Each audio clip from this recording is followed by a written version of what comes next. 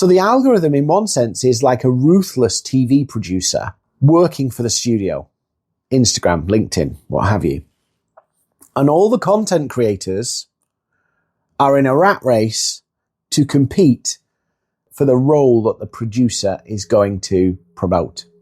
Welcome to the Mindset, Money and Marketing podcast, hosted by me, Dean Seddon. This is the definitive podcast to help you build your brand, win clients, and dominate your market. Why do algorithms change? Why do social media platforms deliberately change?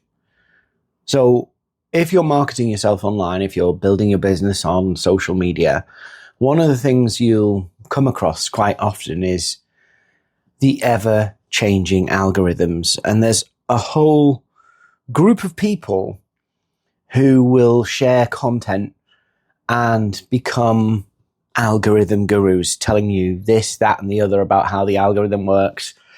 The works. And some platforms like Instagram, they talk quite a bit more openly about their algorithm. LinkedIn doesn't talk so much about it. And, you know, whenever I'm speaking to people at events, when I'm doing content workshops, when I'm talking to companies, the big thing that they talk about is how do we beat the algorithm? How do we get the algorithm to like us? All of these things come into the question. And at the same time, you have a whole group of people on the platform who will advocate for au naturel, the purists. In other words, like don't do engagement pods, don't hack the algorithm, all of those kind of things as well. So you have this like obsession on both sides of the fence of the algorithm, the people who really want to kind of beat it and play to it, and the people who are like anti that, just talk about what matters to you and it'll find its place and what have you. And the reality is that it is difficult. It is difficult to compete because these algorithms are quite ruthless in promoting things that meet the objectives of that social media platform. And I want to spend some time in this kind of episode to kind of talk through the algorithms and what I think is the sensible way to think about this and the sensible way to approach this. So for anybody who's a little unfamiliar, the algorithm or that everybody raves about, or the algorithms that people rave about, because in many cases it's not one. These are the algorithms were designed to promote content based on the platform's objectives. So Facebook has an algorithm or algorithms, Instagram, every platform has them. And it's designed to filter the content that's out there, filter what's on the platform, and share it and present it to the people it chooses based on criteria. And generally speaking, that is about, does that content extend the stay, the dwell time of the person? So in other words, does your content, does your post help people stay on the platform longer? Does it create discussion, so comments and interaction? Is it getting shared? And are people reacting to it? So think about the algorithms as like television ratings. If your post has high ratings, it will promote it further and further and further. And if your post or content has low ratings, it won't promote it, or it will go out to a tiny amount of people. That's basically what it's designed to do. And the theory behind it is that the algorithms are helping people stay on the platform longer because they're engaged with the platform. They'll stay on the platform longer, which means platforms like Facebook and what have you can serve more ads, but also retain their user base. So the algorithm, we think the algorithm is there maybe to filter content. The algorithm is there to protect the business model of the user of the platform. So Facebook's algorithm is designed to help Facebook make more money. It's also to help Facebook retain its revenue. It is a piece of technology there to basically sustain their business model. So keep users engaged, keep them interested in the platform, keep spending their time on the platform. We think about it as a content on the inside. From our perspective, we see it as how we have to navigate the algorithm to get to the users, but actually the algorithm is there to sustain and protect the platform's business model. So when we are thinking about this, I'm going to throw a couple of controversial opinions in here. So if we're thinking about things like engagement pods, buying likes, buying followers, I have a couple of nuanced opinions on this. And I think we need to kind of grow up a little bit and have a proper grown-up conversation about this, because both sides of these arguments about gaming the system are kind of a bit childish. So we've got one group of people who will hack anything within an inch of its life, buy likes, buy followers, who cares as long as you get to the people. And I can understand that position, because it's like, well, why do I have to play a game by the rules? Because social media is a game, right? Why do I have to play the game by the rules set by $1 billion business in California? I'll do whatever I need to do to get my message out. And I agree with that sentiment in the sense of, why should we play to Facebook's rules if there's a more efficient way of doing it? So I agree with that, right? There are risks with that, of course. Risks that your account gets banned, risks that, your account gets shut down. There's all sorts of risks to your account if you break the rules. But they are rules made up by a company who wants to profit from you. Let's just remember this, right? So it's not like the law. It's not like the government. It's not like it's a crime. If you break the rules, you break the rules. But you have to understand the risks that go with taking that approach. Likewise, people who use engagement pods, who cares? I mean, who cares really? I think most people know now that most social media is slightly fake, and the people who think that social media is 100% real, I don't know what planet they're living on, because it's so distorted.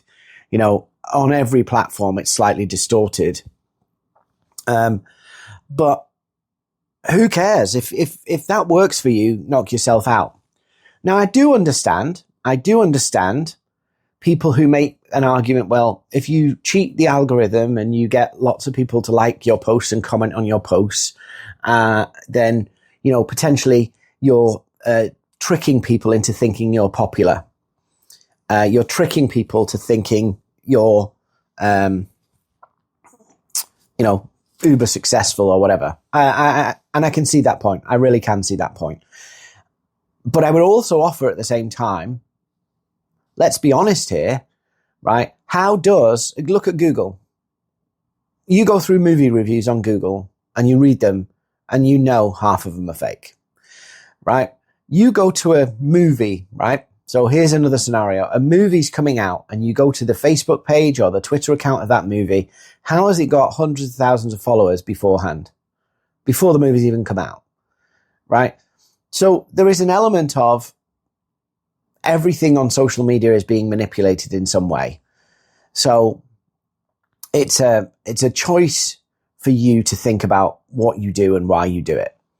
And, I'm not the Facebook police. I'm not the LinkedIn police. I'm not, the authentic engagement police, and nobody is. So just do what you want. And I honestly really don't care.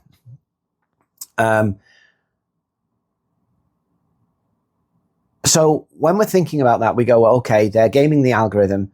And the logical argument, and I was reading something literally the other day about whole engagement pods and how inauthentic they are. And that's true.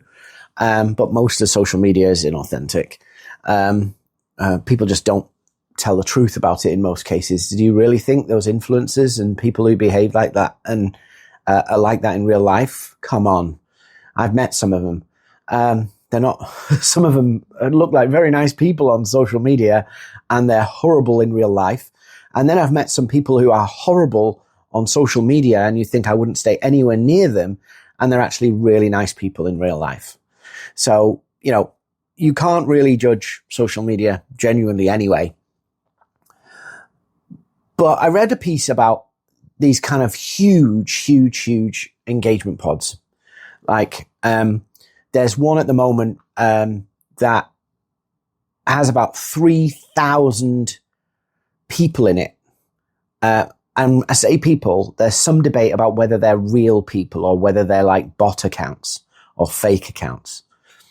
And I read about it and there's quite a few influencers in this club and they get lots of reposts, thousands of likes, thousands of comments. And impressively, the comments look actually pretty genuine. They look pretty legit, which is fascinating. It's only when you start looking at who's reposted and who's commented and look at what they're doing and you see that they're just commenting and just reposting for a group of people. So I was looking at this and I was going, okay, I'm reading about it, studying it and going, you know, why? This is nuts, right? And at the same time, I felt myself aligning for a bit with those kind of purists about everything's got to be 100% natural on social media and going, you know, this isn't fair. This isn't like, this isn't real. This isn't the legit way to do it. And all these kind of things bubbled up inside of me. And I realized part of it was, I want that. I want that kind of engagement. I want that kind of, and people say, yeah, but it's all fake. It's all fake. And it probably is, right? I don't know whether those accounts are real or not. I don't know whether comments are written by one person or written by 3,000 people. I have no idea. But when I kind of looked into it a bit more, this group, I looked at the analytics that were being reported off the back of this group. And literally, when you look at the analytics, it does work. It does work. So what happens is they're getting a blitz of people supporting robots, podding people, whatever it is, engaging with their content. So fake when I say fake likes and comments, I mean not people choosing to like and comment. More, it's like a system they're working, right? I looked at some of the data of this, looked into it, and what tends to happen is, yes, you get a load of inauthentic engagement, right? And it does break the algorithm a bit to make the algorithm think your posts work. And then literally, because of that, you get a lot of authentic engagement. So what happens is, and I don't know the stats exactly because I'm not in the inner circle of this and I'm not in it. I'm not in the club. But you'll be able to spot the club. If you spend any time on LinkedIn, you'll be able to spot the club because every post they do is a winner. Like every post they do is a winner. And the follower growth is insane. And you'll spot it pretty quickly. Right. But you look at it and you go, wow. So basically what happens, I don't know the metrics, I don't know the splits, but for, let's say you got 300 fake like comments, right? You'd probably get something like 300 authentic ones off the back of it because the halo effect, in other words, because that post's doing so well, even if it's rigged, more people see it, more first degree connections, more people in your second degree, more people across the platform, and you get more followers, the works. So it does work. It really does work. But here's my take on it. I don't really have an issue with people going, do you know what? I'm fed up of posting and getting nothing or getting nowhere.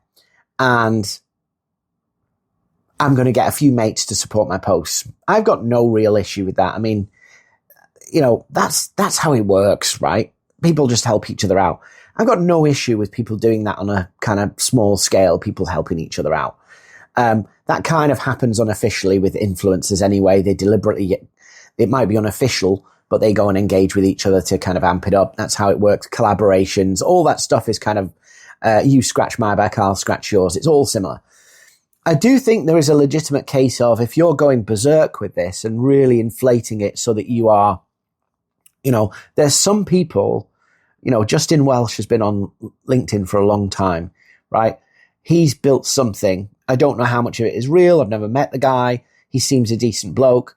But he has pretty solid growth, pretty solid engagement. In proportion to his following, it seems pretty balanced.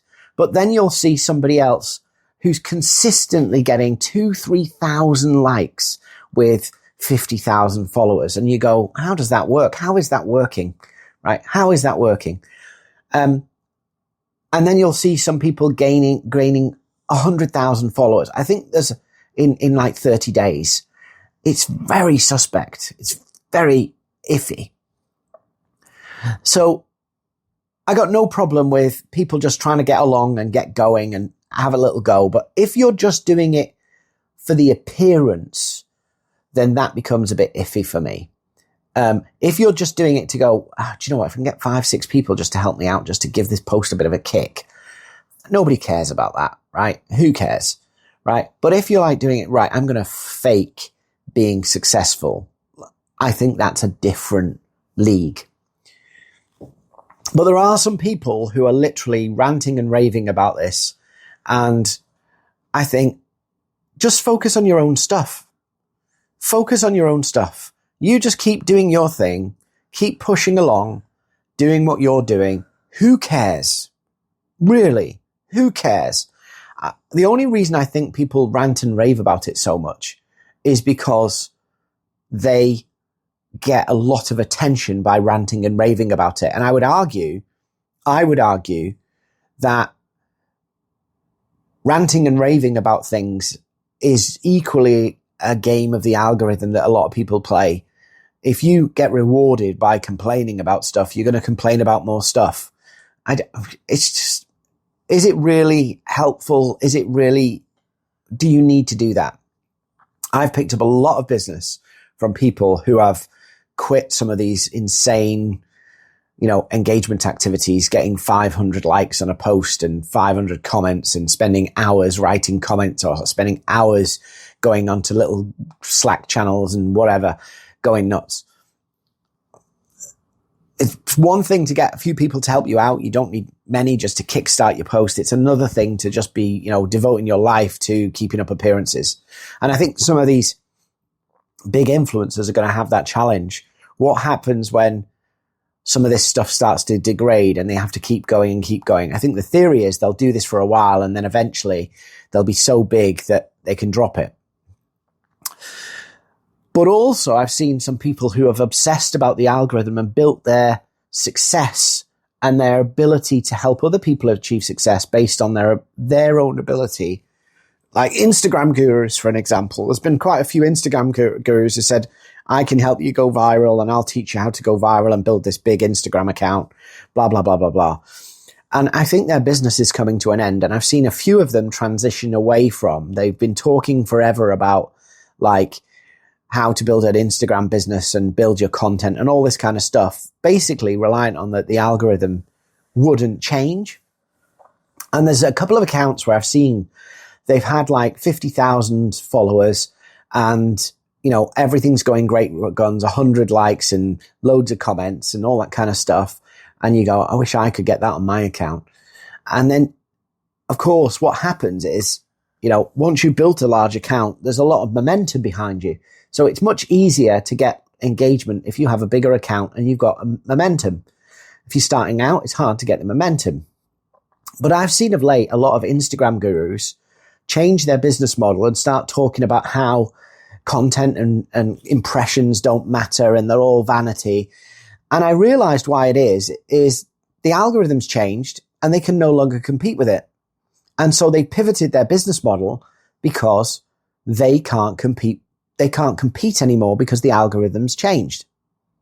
And so they changed their business model to adapt. And this is why I think this whole algorithm thing, you have to kind of temper how far you go down with it, because the algorithm is not there yes, it's there to filter out bad content, but its motivation is actually to protect the platform's business model.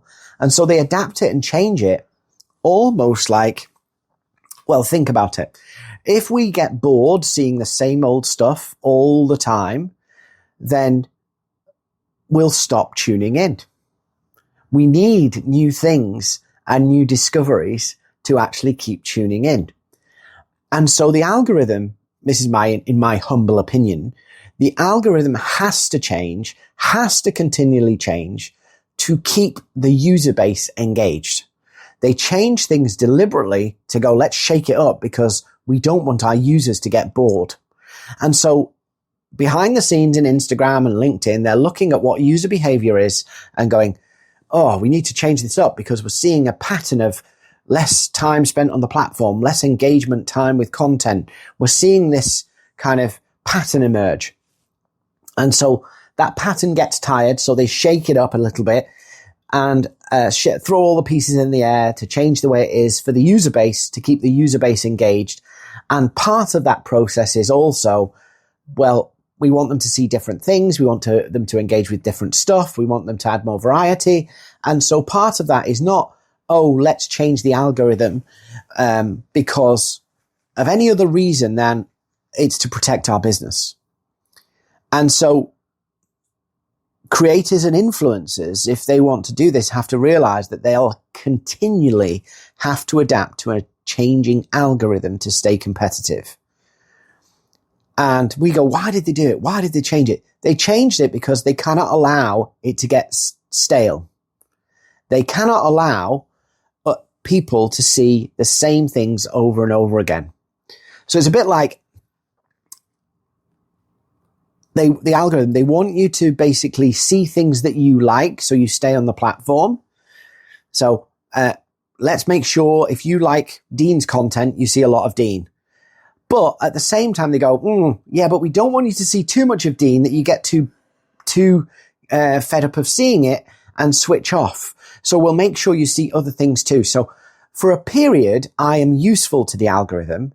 And then after a while, I'm no use to the algorithm and they want me to find a new place. And in one sense, Instagram and all these platforms have got it quite sweet because people like me will be going, oh, I have to compete. And so what they do, and I don't know whether you've ever thought about it like this, but they've created a rat race. They've created a rat race. So people who want to share content, put their message out there, what they're doing is building an internal rat race within their platform where, think about it, Instagram makes no content. What they do is they create a television channel and make the cast for that television channel, the actors, the talent, compete with each other to entertain people. And so we are on the platform trying to compete to get our television show more popular on that platform. And if we succeed in making that television show, our content, successful on that platform, the platform will benefit from you doing that because you'll increase attention spans, you'll increase engagement, you'll do all of that. And the moment that you stop serving that need, they go with somebody else. So the algorithm in one sense is like a ruthless TV producer working for the studio, Instagram, LinkedIn, what have you. And all the content creators are in a rat race to compete for the role that the producer is going to promote. It's a rat race. And this is why I say to people, yes, do I want more visibility? Do I want more engagement? Do I want more content? Abso-flicking-lutely. Of course I do, right? Will I investigate every last method to do it? Of course I will. But I also know that if I build my business based on being the flavor of the month with this TV studio, right? If I build my business based on being able to go flow with the algorithm consistently for the next 3, 4, 5 years, I'm screwed. How many content creators were huge and then struggled to compete with the algorithm? I know a lot of them, and they've given up. I know one tech, like very, very big in 2019, huge account, loads of engagement, visibility in tech and SaaS sector. She was huge. I've actually had her on my podcast. And she got to a certain point and it was like, this is taking over my life. Just competing to sustain this position. Like, I've got a load of engagement, but now I have to get it again the next day. And she went, I'm not doing this. I'm not playing this game. And she stopped, totally stopped. I'm not playing this game. It's draining. I am a free TV show for an algorithm. So I know that basically, if you try and do that, to build your business doing that, in other words, you have high visibility to basically make money. If your business model relies on high visibility, high engagement to make money, you are screwed. Because at some point that platform is going to pull the rug from you. And when they pull the rug, your livelihood is gone. And you have to either do something else, adapt, or you have to fight to get that position back. So one of the mistakes I see people making, and it is a mistake, is they see these influencers and they go, oh, if I could only be like them, how much money would I make? And they don't realize, why are all these influencers solopreneurs? Because one, it's very difficult to make money.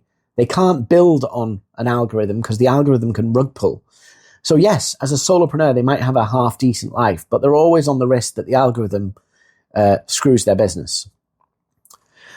But the adoration, the perception of adoration, the perception of being well thought of, we hook into that and we get on that algorithm rat race. The reality is, for you to make good money, you do not need to do that stuff. So in my accelerator program, when a client comes on board, naturally they go, I want to build my thought leadership, my personal brand. We want to do all that stuff. And I do something totally counterintuitive. I say, before we get focused on the content, before we start to try and think about follower growth and engagement growth, before we do any of that stuff, let's build a system for you to make money. I focus on that bit first. And then I say, once that's working and you've got core revenue comes in that doesn't require the algorithm, then we could do all the vanity stuff. It's not vanity, right? I say vanity.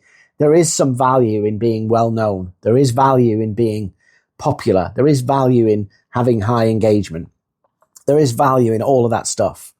But fortune before fame. Fortune before fame. That's the only way to do it. But this algorithm piece, why do they keep changing the algorithm? They keep changing their algorithm because it suits their business model. So think about it. The only way that you can be highly popular and make money from being highly popular on social media is if you have the same business model as them and you know what their business model is and you can adapt to it. It's a tough old gig. You're trying to compete for attention with millions of other people and reliant that you will do it consistently forever. It's just not going to work. So the platform creates a rat race for the creators. So the creators become basically the talent that works for free to make Facebook money or LinkedIn money or Instagram money. The creators become the free talent. The users, the algorithm is adapting purposely, and they change the algorithm to keep the users wasting their lives scrolling social media. Let's just be honest about it, right? That's what they do. So you've got basically a tech platform rinses people on both sides of the fence and puts themselves between it and forces people, creators, to compete with each other, fight with each other to get the attention of people.